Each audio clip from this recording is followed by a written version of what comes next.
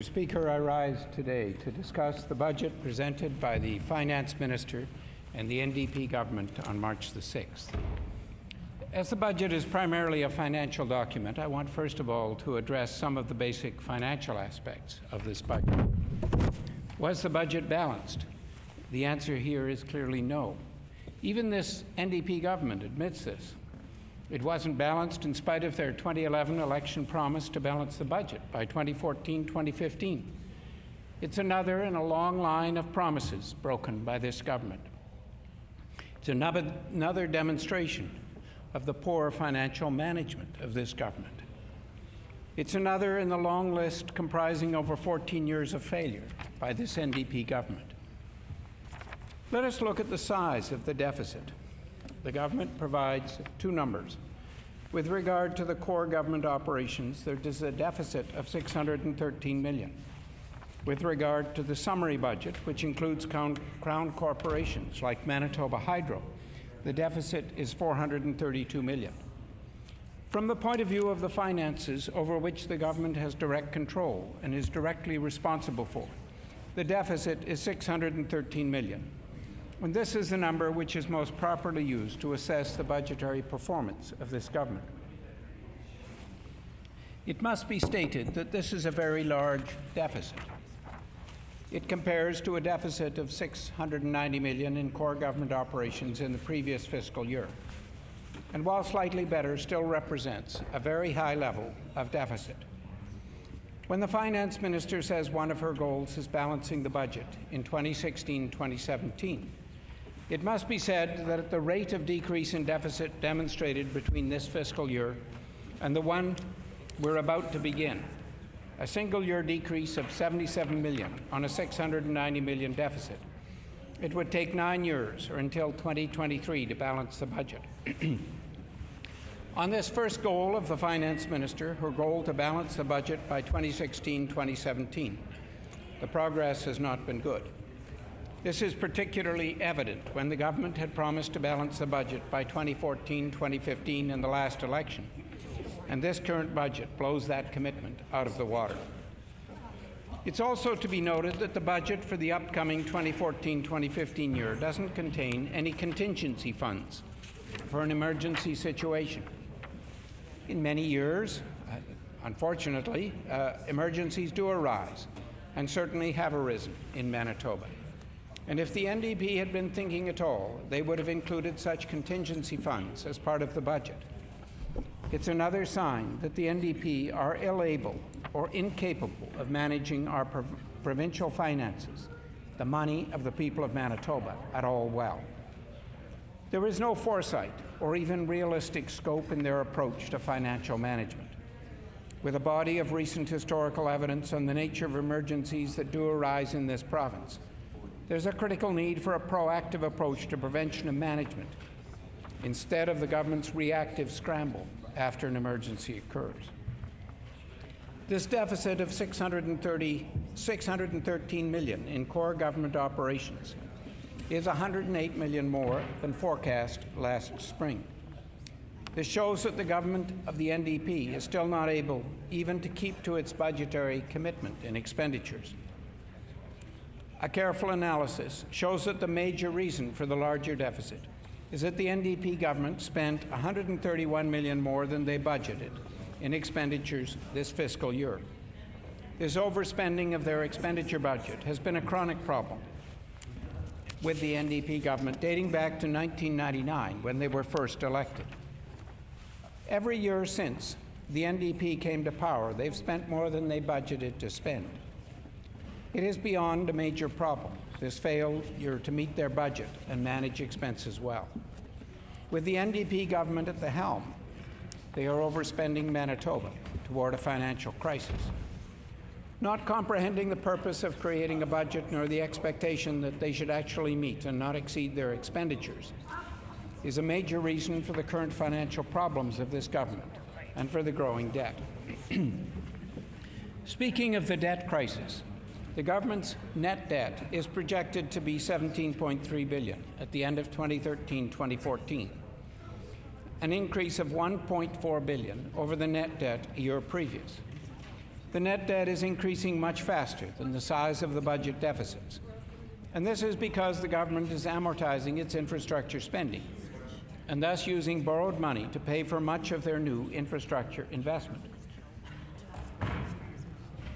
The summary net debt has grown from 27.3% of GDP to 28.7% of GDP.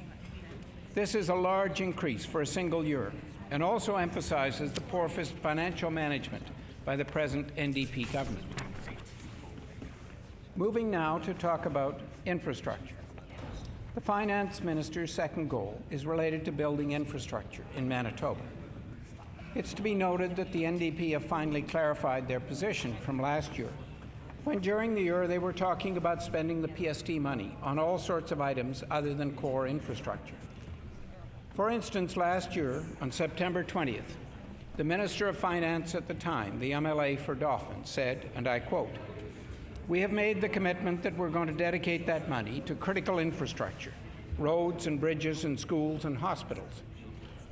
This was one of many, many attempts by the government to explain what it was doing. In the end, the NDP decided to subscribe to the view that core infrastructure does not include hospitals and schools. So now they've restricted their definition to highways, bridges, and strategic transportation infrastructure, flood protection and municipal infrastructure, including roads, water, and sewer. Even after the mess over communicating what the government was doing in terms of infrastructure and finance last year, the NDP have again this year demonstrated that they're still attempting to mislead Manitobans. On page 16 of the budget papers, the government shows that last year they only spent $125 million of the $196 million raised by increasing the PST on core infrastructure. Worse than this, the remaining $71 million raised by increasing the PST was not set aside to be spent in future years, but rather it was spent on items other than core infrastructure. And there is nothing to account for what those items were. The decision to spend this money on items other than core infrastructure breaks their promise to spend every dollar of the money raised by increasing the PST. As I have pointed out, the failure of the NDP to spend the PST money on core infrastructure this year provides no credibility to their promises to do it in future years, particularly since in recent years they've underspent on infrastructure while overspending in other areas. Yesterday, it was exposed that the NDP claim of job creation from their infrastructure program has been grossly exaggerated. The NDP have been deliberately misquoting the Conference Board of Canada report to suggest that the next 5 years of infrastructure spending will create 58,000 to 60,000 jobs. They did this not once, but 13 times in the first 4 days of the legislature session. In fact, the Conference Board of Canada report concludes that the infrastructure spending will only create 58,000 person years of employment. The NDP intend to count a person who becomes newly employed in the first year and stays employed for all 5 years, 5 times. If one considers that if each of the jobs created were a permanent job, then a maximum of 13,400 jobs would have been created, not 58,900, as the NDP are trying to claim. The exaggerated spin of the NDP is not helping them convince anyone this year, as people are used to their deception. There are more problems yet with the NDP proposal, which I will be exposing in due course. The third goal stated in the budget speech is investing in frontline services that Manitoba families can count on. Let us begin by looking at childcare and early childhood education. As was made abundantly clear at a forum on September 18th last year, childcare and early childhood education are in a crisis situation here in Manitoba. There are more than 10,000 children on the provincial standardized waiting list. The stories of problems accessing childcare abound. On the panel, one of the panelists, who was self-employed, was unable to get access to childcare, and she had to leave her business, resulting in the 10 people she was employing being laid off. This doesn't make any sense at all. To have a childcare and early childhood education system operating in a way so that people cannot work and people are being laid off because they're unable to actually access the desperately needed child care and early childhood education for their children. The additional funding this year for child care and early childhood education represents an increase of 3.8%. If one considers inflation in Manitoba this last year at 2.2%, then this is a real increase of only 1.6%. With 10,000 additional spaces still outstanding on the provincial registry, this would realistically require an increase of about 25% in funding for childcare and early childhood education. Clearly, the NDP increase in funding for childcare and early childhood education this year is not enough to address the crisis which exists today. The suggestion that the NDP are providing frontline services that families can count on is clearly unfounded, as these needs are not being met. Perhaps the NDP should have taken a more realistic look at what's actually needed. Tunnel vision and blind mismanagement are again evident when considering that even if this NDP government were to accept the reality of the Conference Board of Canada's report on the creation of 14,000 jobs, they couldn't be expecting parents to jump at these opportunities for job creation if mothers and fathers are still waiting on the list of nearly 11,000 for childcare and early childhood education spaces. Let us look in other areas. Take, for example, preventive health care. This has been a problem for many years under the NDP. A marker of whether the NDP approach is working is whether new cases of a preventable disease like diabetes are in fact being prevented. The NDP tried to make a case that their efforts were being effective last year, but an analysis of the evidence quickly showed that the incidence of diabetes, the number of new cases diagnosed each year, still remains much higher than it was when they were first elected in 1999, and that the overall number of Manitobans being diagnosed with diabetes is continuing to increase. Overall, sadly, an effort to improve strategies for the prevention of sickness, including the prevention of diabetes, was not mentioned in the budget speech. It is sad that the diabetes epidemic, which has been raging in Manitoba since 1996, is receiving so little attention from this government. Indeed, it is a tragedy because preventing type 2 diabetes, a preventable condition, can dramatically improve the health of people and just as dramatically reduce health care costs. I was pleased to see a mention of flood prevention in the budget, but far more disappointed to see that there was no indication that the government will be coming forward with an effective surface water management plan to aid in flood prevention, as well as to help in reducing the pollution of our rivers and lakes by phosphorus. Over the last 4 decades, the amount of drainage which has occurred has increased the amount of water running off the land in Manitoba. And in the last 15 years, this has occurred very dramatically in southwestern Manitoba. Small streams have turned into rivers in the spring as a result of much more rapid runoff from the increased drainage. The overall result, as careful studies by Ducks Unlimited scientists like Pascal Badiou has shown, is that there's now some 30% more water coming off the land than previously. It is no wonder that flooding is more severe in recent years, particularly when one adds the impact of climate change. The budget should have had a major focus on improved water management, with an emphasis on water retention to reduce the speed and volume of water coming off the land, to reduce downstream flooding and reduce phosphorus going into Lake Winnipeg. I can tell the members of this chamber that when I was visiting people in Morris constituency in January, I certainly heard from people about issues of poor water management policies by this government, which need to be addressed. Why they were not addressed in this budget is certainly a puzzle. Even if, as many say, the NDP don't really understand or care about farmers, the NDP should care about Manitobans living in towns and cities and around lakes which are downstream and who can be affected by flooding, and they should also care about farmers. There is much more that should have been in this budget, but was not. In the NDP view, economic growth appears to depend almost solely on spending on infrastructure. There is, for example, little attention given to addressing the fact that we have fallen behind Saskatchewan in manufacturing production, or the need to address red tape issues, taxation issues like the payroll tax, and improving research and innovation to develop, produce, and market innovative new products and services. There should have been more attention to small, medium, and large businesses in this budget. There are many issues surrounding health care delivery, including notably the function of our emergency rooms, which need attention. There are issues around education that also require attention. For example, the low scores of our students in math, language, and science. There are issues in the functioning of our child and family services system which need improvement, as we've seen in the testimony before the Phoenix Sinclair inquiry. 62 areas were identified in Commissioner Hughes' report alone. Recently, I visited with individuals in New Zealand to talk about their approach to child welfare.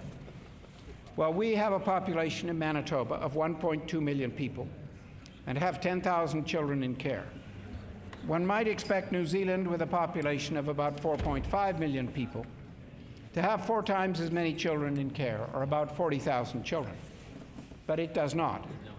In New Zealand, there are only about 4,000 children in care.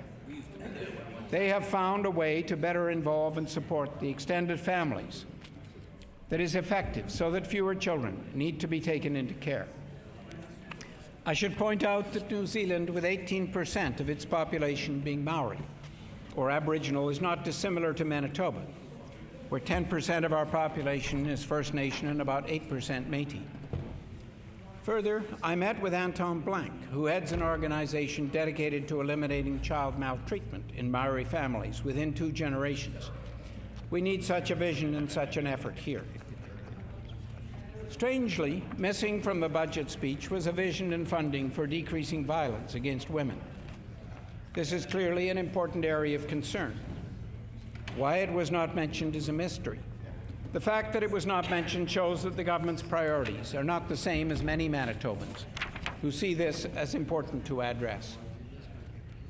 In addition to what I've already said about this budget, I want to indicate that I see part of my job, and the job of Liberals in Manitoba, is to hold this government to account. Nice words were said by the government in the budget about increasing the support for shelter, for rents, for those on low income. The government has said that at some future point, it hopes that the level of support will reach 75% of market rates for rents. As Liberals, we will be keeping a close eye on the government to see if they actually meet this commitment. At this point, we don't know when the government plans to reach support equal to 75% of market rates. Will it be next week, next month, next year, later this year, or tens of years from now? It should happen as quickly as possible, but quickly is not a word that is associated with this government. So we and others are likely to have to wait, and possibly to wait some more, and possibly to wait some more after that. We've learned over many years that the actions of this government do not always match their words. And I want to let the government know that we as Liberals will be watching them very closely. And we will be watching them closely not only in this area, but in other areas.